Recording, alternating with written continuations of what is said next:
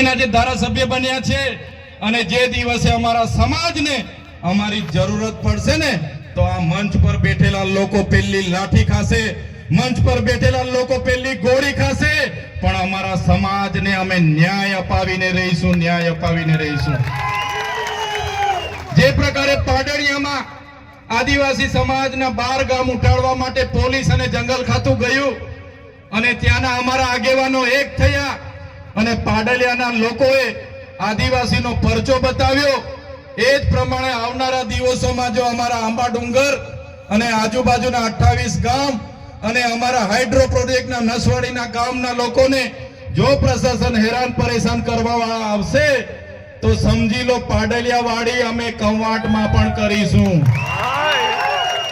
પાડલિયાવાડી કવાંટમાં પણ થશે। જે જંગલ ખાતાને પોલીસના માથા તૂટ્યા હતા એ જ પ્રકારે આવનારા દિવસોમાં અમારા એક પણ આદિવાસી ખેડૂતને અહીંયા ખોટી રીતે હેરાન કર્યો છે તો તમારા પણ અમે અહીંયા ભૂક્કા બોલાવી દઈશું। સાથીઓ, આ લોકોને ટેવ પડી ગયેલી છે સત્તામાં બેસીને પોલીસનો ઉપયોગ કરવાનો, જંગલ ખાતાનો ઉપયોગ કરવાનો, પણ આ મંચ પરથી કહેવા માંગુ છું આજે જેટલા પણ આ કાર્યક્રમમાં પોલીસ વ્યવસ્થા માટે, કાયદો વ્યવસ્થા માટે ઊભા છે, પોલીસ માટે એકવાર જોરદાર તાળીઓ પાડી લો।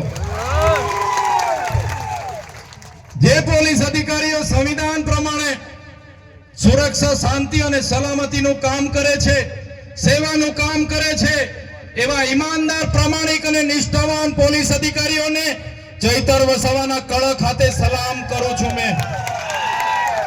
પણ એ પોલીસ અધિકારીઓને પણ કહેવા માંગુ છું જે ભ્રષ્ટાચારી છે, જે સાંસદ, ધારાસભ્ય, એમના મંત્રી તંત્ર, એમના ભાજપના નેતાઓના ઇશારે અમારા લોકોને હેરાન પરેશાન કરવાનું કામ કરે છે, એસી ચેમ્બરમાં બેઠેલા એસપી ના ઇશારે, આઈજી ના ઇશારે અહીંયા ખોટી રીતે દંડો ઉઘરાવે છે, રેડ પાડે છે, એ પોલીસ અધિકારીઓને પણ કહેવા માંગુ છું અમારા લોકોને હેરાન પરેશાન કરવાનું છોડી દેજો, બંધ કરી દેજો, ખોટા કેસ કરવાનું બંધ કરી દેજો, નહીં તો જે દિવસે અમે રોડ પર ઉતરીશું ને તે દિવસે તમારા બધા જ પોલીસ અધિકારીઓ જે એસી ચેમ્બરમાં બેસીને આદેશો કરે છે એમના પણ અમે હિસાબ કિતાબ કરી દઈશું। સાથે જંગલ ખાતું, આ આદિ અનાદિકાળથી અમારો સમાજ આ જંગલમાં વસનારો છે। આદિવાસી એટલે આદિ અનાદિકાળથી વસનારો આદિવાસી, અને આદિવાસી આ જંગલો સાચવ્યા છે। આદિવાસીને દાંતણની જરૂર હોય તો દાંતણ ભાંગી લાવે, દાંડીની જરૂર હોય તો દાંડી તોડી લાવે, આદિવાસીને ફળની જરૂર હોય, પાંદડાની જરૂર હોય, ઘર માટેની લાકડાની જરૂર હોય, બળતણની જરૂર હોય એટલું જ લાકડું લાવે અને આખું જંગલ અમારા આદિવાસી લોકોએ સાચવેલું છે। આ બહારથી આવેલા જંગલ ખાતાના લોકોને કહેવા માંગુ છું તમારું જંગલ ખાતું 1927માં બન્યું છે। અમારો આદિવાસી આદિ અનાદિકાળથી હજારો વર્ષથી અહીંયા રહે છે। તમારું જંગલ ખાતું 1927માં બન્યું છે। અમારા લોકોને જંગલ બચાવવાના નામે ખોટી રીતના હેરાન કરશો, પરેશાન કરશો તો તે દિવસે અમે હકના નથી રહેવાના, અને તે દિવસે જો અમે રોડ પર ઉતરીશું તો તમારા જંગલ ખાતા પણ અહીંયા નજરે નથી પડવાના।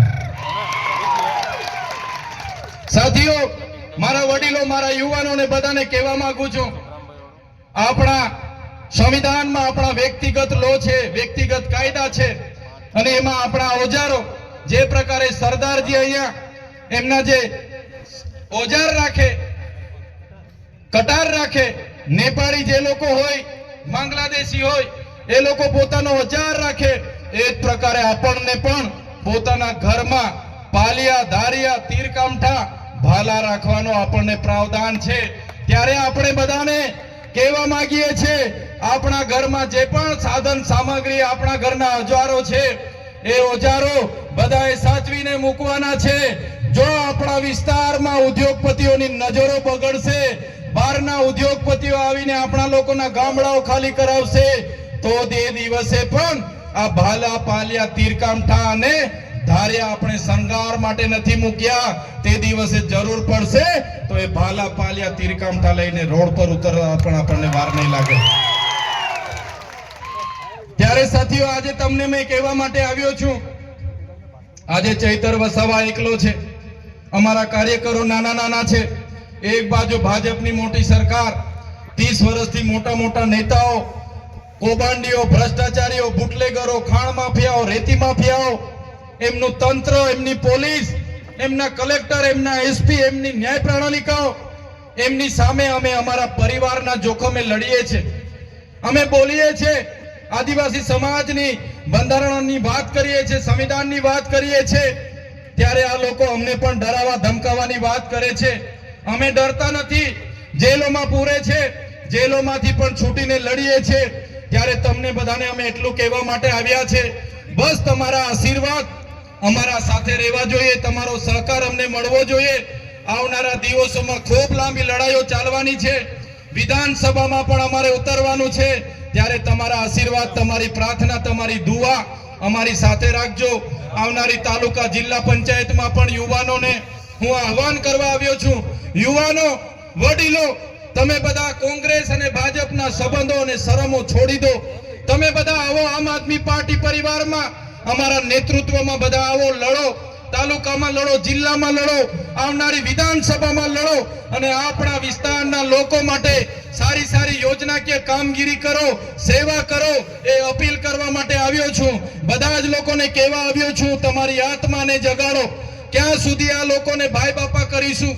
અનાજ માટે લાઈન પર હાથ જોડીશું, બેંક માટે લાઈન પર હાથ જોડીશું, જાતિના દાખલા માટે લાઈન પર હાથ જોડીશું, યોજના માટે, ઝૂંપડા માટે હાથ જોડીશું. ક્યાં સુધી આપણે મીટર માટે હાથ જોડીશું? બસ હવે પરિવર્તન માટે તમે તૈયાર થઈ જાઓ અને અમારા નેતૃત્વમાં આમ આદમી પાર્ટીમાં આવનારી તાલુકા જિલ્લા પંચાયતની સત્તા તમે સંભાળવા મેદાનમાં ઉતરી જાઓ. આ વાત સાથે આજના કાર્યક્રમમાં આપ સૌ મોટી સંખ્યામાં અહીંયા પધાર્યા.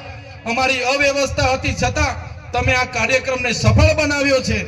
ત્યારે આજના કાર્યક્રમમાં મારા પિતા તુલ્ય, મારા વડીલો, માતા તુલ્ય, મારી માતાઓ, મારા યુવાન સાથીઓ, મારી માતા બહેનો, સૌને મારા ખૂબ ખૂબ જોહાર કરું છું. આપે મારું સ્વાગત કર્યું, સન્માન કર્યું, અમને શાંતિથી સાંભળ્યા અને અમને પ્રેમ આપ્યો, તમારો ભાવ આપ્યો, એ બદલ બધાનો ખૂબ ખૂબ હું આભાર માનું છું. ધન્યવાદ. જય આદિવાસી, જય જોહાર.